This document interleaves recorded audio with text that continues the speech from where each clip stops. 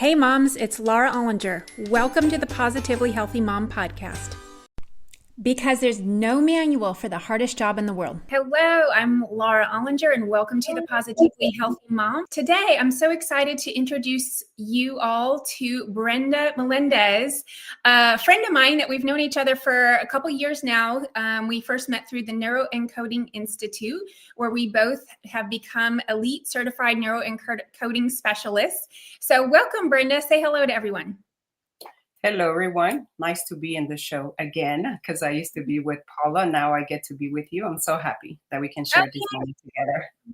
Awesome. Making the rounds. So welcome back to Zingo. And let's just dig right in. And so I want to start asking some real personal questions because I know that you are an incredibly kind of open, vulnerable person. You're just really willing to share your own personal struggles in order to help people. And that has what has made you such an amazing coach, because you're able to connect with people on such a deep level. And I think that's just one thing that I've always observed about you, that it's just very raw. This is Brenda. There is no, fakeness going on. This is the real Brenda. And so how did you come into the realization that you needed to make a change in your family? Because that was kind of like your professional life and your personal life were very much going in parallel together. So can you explain a little bit about what happened? Well, yeah, it's a good question, I will say, because it takes me back in October 2020, when my daughter was in the hospital because she tried to commit suicide. Mm-hmm. And I remember at that time, I felt like everything just went, upside down. I was like, what's going on in here? I started to look into myself, like, am I doing something wrong? I guess because that's the first questions, a lot of us ask, especially as a mom. We feel a lot of responsibility, right? That we carry a lot with our kids. And I started just asking questions. I started blaming my husband. Like, maybe it's a you, maybe it's at me, nothing is working on me. So when she was in the hospital, I just remember, because she will call me from there, because it was during COVID that we couldn't go in and visit her. So it was even tougher because we had to let our baby girl stay at the hospital while we came home and take care of the rest of the kids. And I remember I was like, this is really hard. I was like, I do not wish nobody, any mom, any parents to go through this. And I just said, you know what, God, if you have something for me, show me the way, because clearly I don't get it. Because when I was 17, I tried to commit suicide as well. So then I saw the pattern, my daughter, me, and then me having two little ones. I said, what's next? Who's going to be the next one? So I started freaking out. And I said, definitely, I'm not doing something. Definitely something is wrong, but who is it? So I was trying to look for, who to blame on. So the deeper I went into that conversation, like, what do I have to do? So I just, started praying, got on my knee, and you know what? I said, if it's me, show me the way. Tell me what to do, because I'm sick and tired and I don't want to live like this the rest of my life. I said, all I want to do is just die, because literally, I just want to run away. But I was like, how can I do that? I have two little ones. So then I got into the personal development. I met I got the possibility to go into, Tony Robbins' world. And then I met Bino and then Joseph. I was like, wow, this is a different world. Yeah. There's hope, right?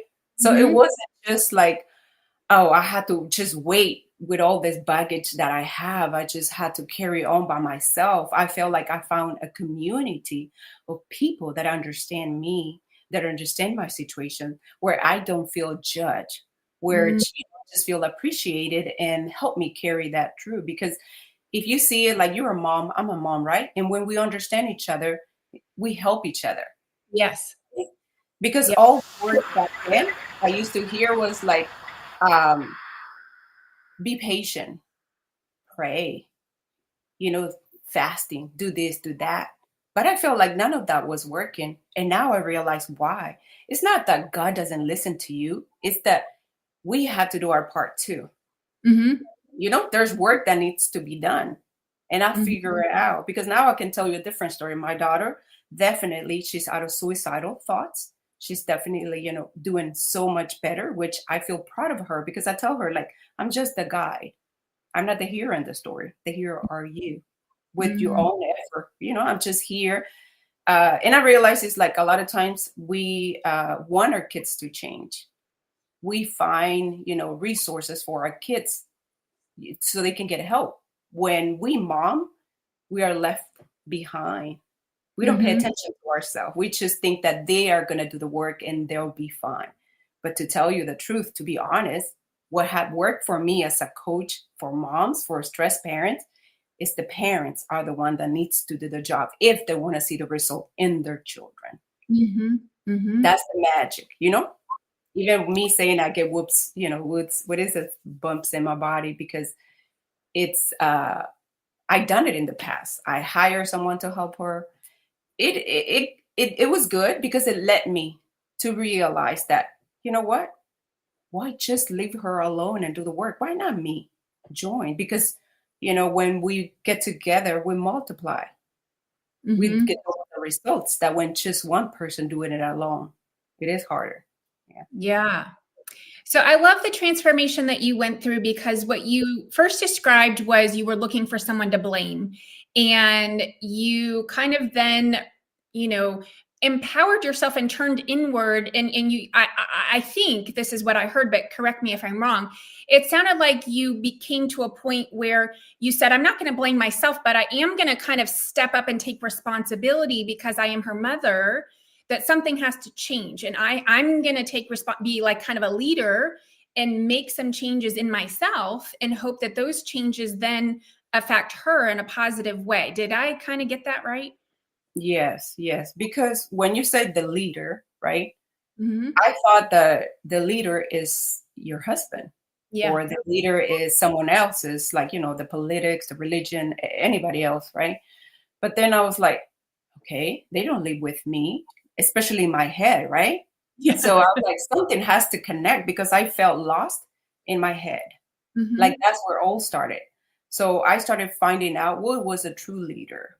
And if I was willing to step in that, in those shoes, if I Mm-hmm. was going to be able to do that job or the role, right? So I did I made the decision because I wanted my husband to ride along with me.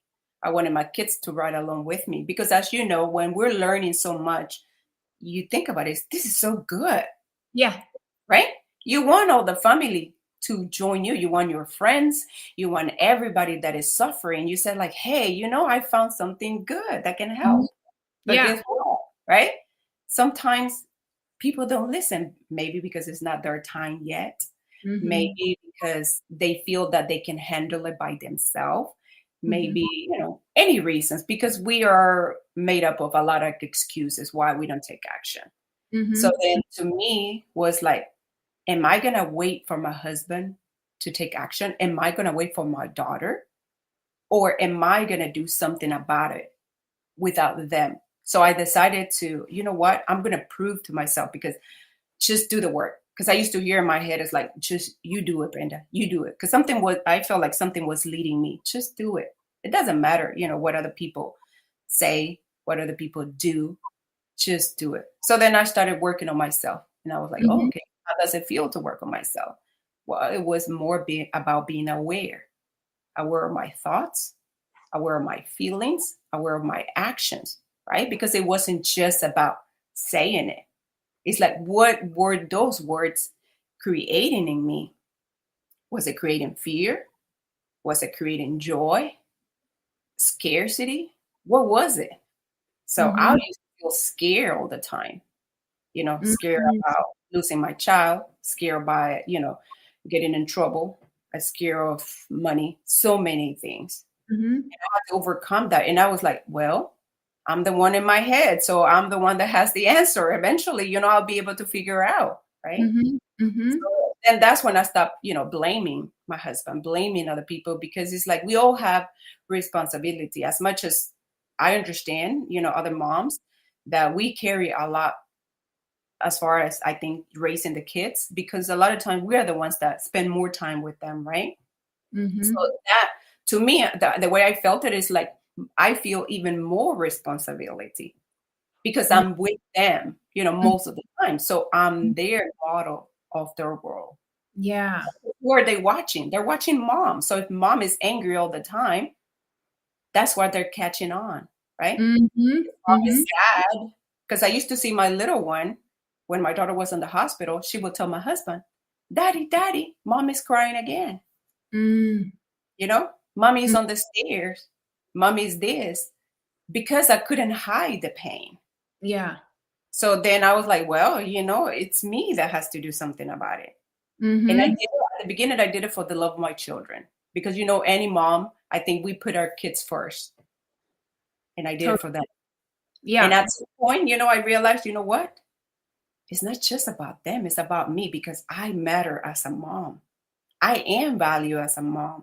Mm-hmm. Right? So I started like giving me some love instead of waiting for the people to come and rescue Brenda, waiting for the people to love me. Mm. And then I believe that's when the whole transformation came, Mm. because I You're started seeing myself differently. mm-hmm. So you're almost like you're evoking a lot of like emotion in me right now. I almost feel like teary because that is the exact reason why I do this show. It's so important because we all want our kids to be happy and successful and thriving and healthy and all these things. And it's in order to get that, we're all about like giving and doing for our kids. But the number one best way is for moms to be in a good place mentally, physically, health, right? Like socially, spiritually, all these things, because we are kind of the ground zero, if you will, of where these things come from. So if you have an anxious teenager, the first thing I do is I look at the mom and I'm like, well, are you anxious? Right? Because 99% of the time they are. If you have a sad child, are you sad? Right? The apple doesn't fall far from the tree. And so it's like, I love how you just took so much kind of accountability and responsibility. And like you said, you didn't wait for your husband. You didn't wait for your daughter. You just said, okay, it's gotta change now. And I'm going to do that. And so I think that's what I hope the moms here today, hear literally with their ears, hear what we're saying, that if your child is struggling, instead of, I love, get help for your child, right? Because that is helpful. Like there's never a time when that's a bad thing. It only is helpful. But the other thing you can do is get some change for yourself. So as far as when you coach clients, what is that process like when somebody comes to you? What are some things that you can do or say to them? Like if there was a mom listening today and they're like, oh my gosh, this is in my family right now, this is happening. Like I have a really, sad child, or I really this, what are some things that you could say to them that would be helpful? Well, first, I believe is for the mom is don't be so hard on yourself. Mm. Because if you think about it, I mean, nobody was born with the knowledge, right? This is our first time being moms. It's not Mm-hmm. like we've been moms forever, right? So when you on your first kids, you make a lot of mistakes unconsciously. I believe it all unconsciously, because like Yeah. when I heard someone say that there's no way a mom stop, loving their child, because we have that bond, right? There's a hormone in our body that it gets created, it expands when we are pregnant and when our child is born. So whenever a mom, give away their child, it's not really their fault. It's mentally stuff. They're not, there's something else. So we cannot be so judgmental of that mom. So to me, it's like number one is, forgiveness within you. Have self compassion. Why? Because sometimes we make things out of, just sometimes we wake up, right? And then we don't know what to do. So we just turn on the TV, and then that's the program, that it start running into our mind. Whatever Mm-hmm. you see, you start creating. And Mm-hmm. then we go pick up our child, and then we don't realize that, you know, is running in the back end of our mind without even us realizing what we're doing. Mm. So then when I go to the mom, it's like, okay, let's start working on it. Let's start just mainly, I think I like to listen to what they have to say because a lot of times I feel not many people might understand unless you're a mom. Because, like, if you were just went to school to study, I guess the psychology or the mom, but it's like if you describe pain, like, labor pain, if you're not a mom, you will not understand it Mhm. because it's kind of undescribable. Mhm. Like people Yeah. ask me, my kids ask me, I'm like, I don't even know how to cramps, but no, that's not even cramps because every woman experiences different pains, right? Yes. So then it's more like the mom is be patient. And then if you really want to make a difference in your child's life, get Mhm. help, right? If it's Mhm. something easy, then you can do it. There's so many books, you know, information out there where you can start, right? And if not, then look for help. Because when my daughter was 9, a friend of mine told me, hey, Brenda, my daughter said that your daughter wanted to, kill herself. And I thought it was a joke. Mm. Thought it was a joke. I was like, okay, she's only 9. What is she talking about? Like anybody say that, right? So you don't take it seriously. Yeah. And the year kept passing by. And I could see, like, when she started becoming a teenager, because I believe, like, what I have experienced so far as a mom, that's where all the challenges start, right? And if you're not prepared, oh my goodness, I started losing a lot of hair. My eye will like twitch a lot, my everywhere. I feel like tense. I could not sleep. My knee will hurt. And I was like, man, I feel like I'm, 60 years old or I don't know, 80. I felt so old, but it was because I was really tired. Mm. So then it's like, get help or find or look, or do something about it, but not just wait and think that, oh, she'll be fine. She'll grow out of it. Yeah, she'll grow out of it. But the trauma, it will stay there with her. And the way I see it, it will be passed along. Because I do believe that we pass our traumas, our habits, our patterns to our own kids. So then, I started asking, what are the patterns that I see in my daughter? Okay. And I visualize myself like, oh my God, when my little girls, because back then I think she was like 3 or 2.5. I said, what's gonna happen when she reaches that age? I'm gonna be older. I'm gonna get a heart attack. I'm like, Mhm. this is horrible. So Yeah. that's where I guess I visualize myself into the future. Mm. Seeing yourself to get you there to take action instead of just waiting. Oh, she'll be okay. Like I don't want to deal with it because yeah, dealing with it, it takes courage. It It takes does. a lot of courage. Yeah, and I think that's if I had a wish or a hope for people, it's that they do have the courage to kind of visualize both worst case scenario and best case scenario.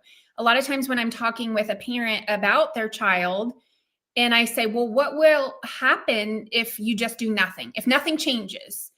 And you can tell they have a hard time answering that question because they don't really want to think about it. Like, right? Nobody wants to think about bad thoughts. And especially if like there's maybe a decline, they don't want to think of their child getting worse.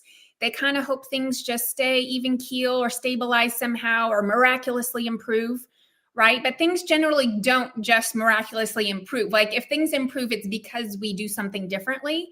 And, with the help of a coach, that's, how that happens.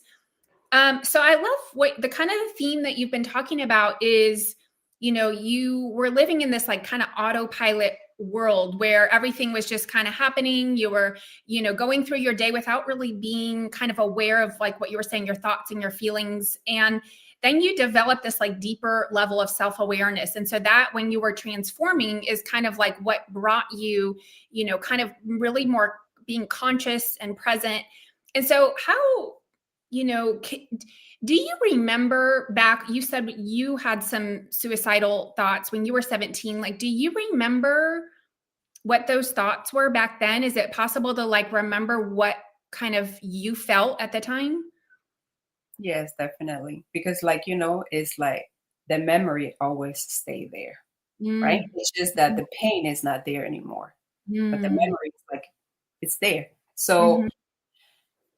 what got me into, myself into that stage of suicidal was more of I'm not worth it.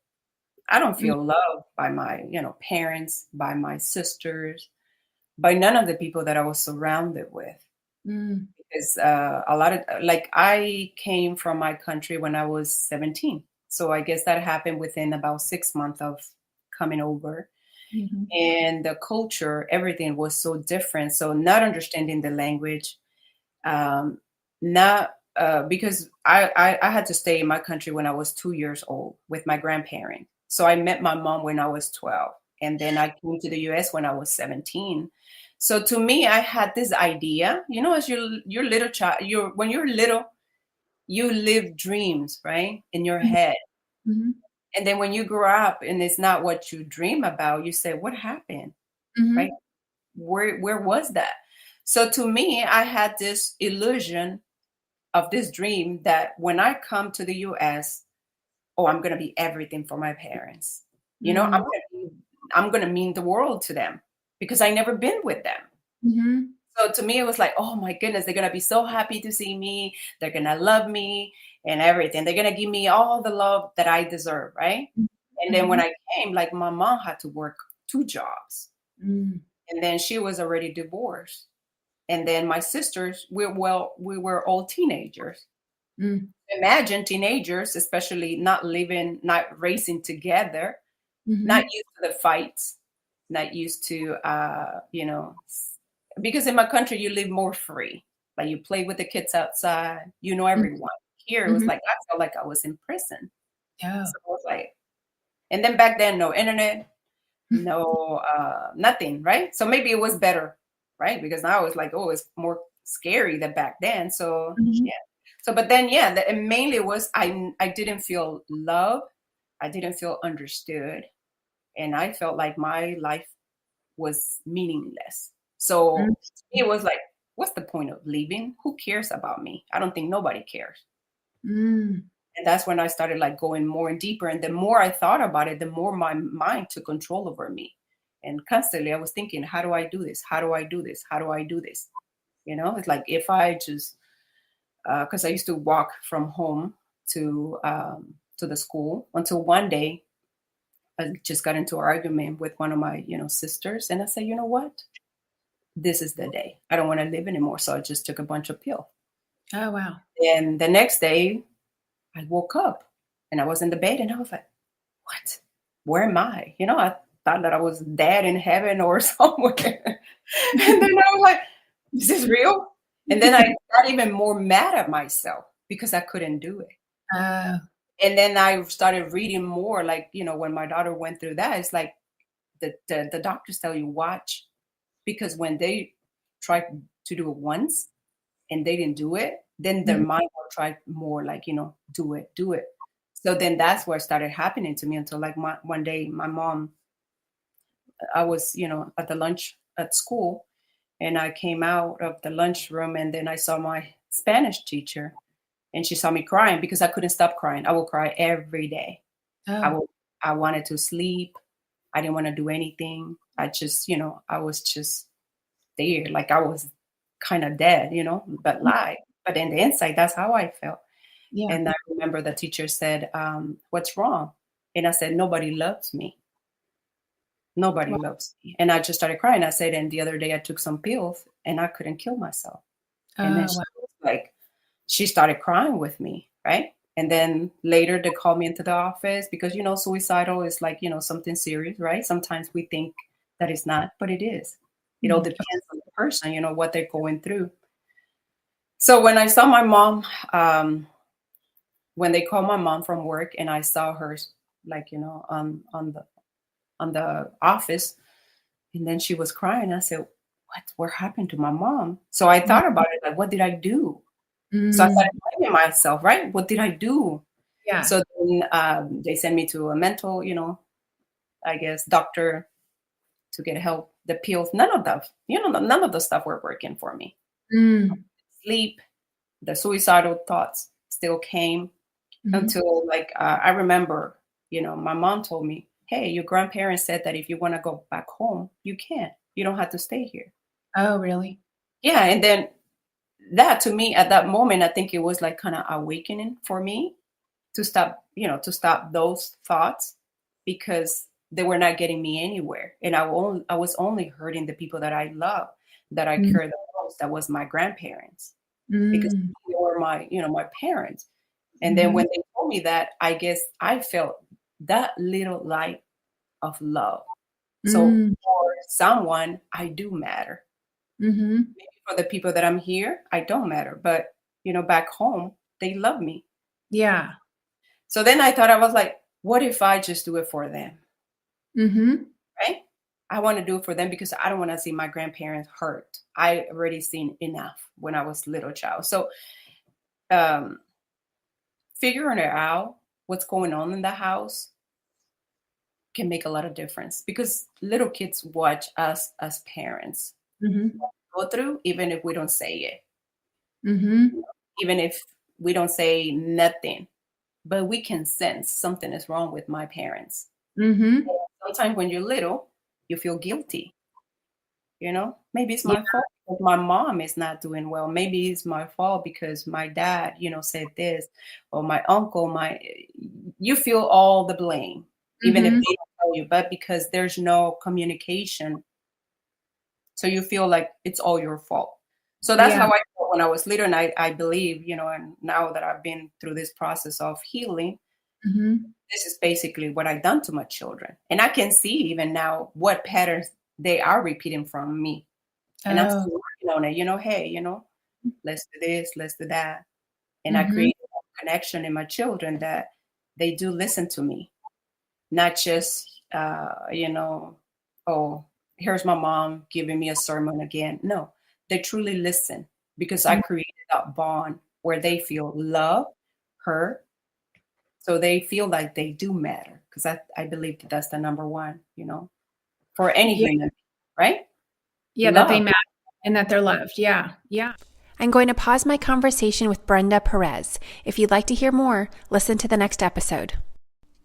Thank you for listening to the Positively Healthy Mom podcast. Because there's no manual for the hardest job in the world. Don't forget to subscribe and share with your friends.